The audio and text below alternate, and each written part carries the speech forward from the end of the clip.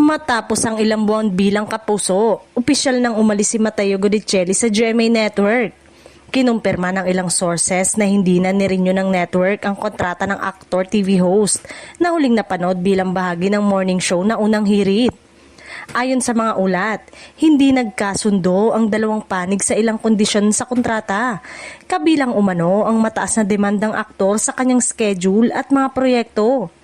Dahil dito, pinili ng GMA na hindi na ipagpatuloy ang partnership kay Mateo.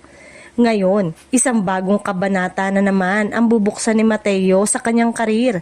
Siya ay lumipat sa TV5 kung saan magiging bahagi na siya ng One News at Bilyonaryo News Channel.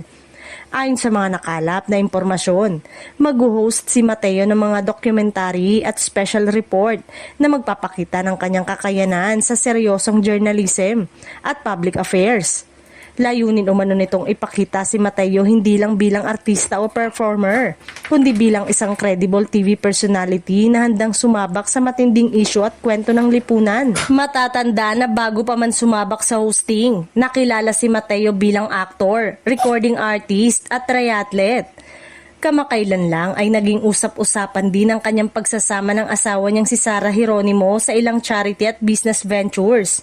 Sa kabila ng pag-alis sa GMA, nananatiling positibo si Mateo at nagpapasalamat sa mga taong nakatrabaho niya sa Unang Hirit. Ayon sa mga taga-subaybay, isang bagong simula ito para kay Mateo na tila mas gustong mag-focus ngayon sa mga makabuluhang proyekto at documentary work.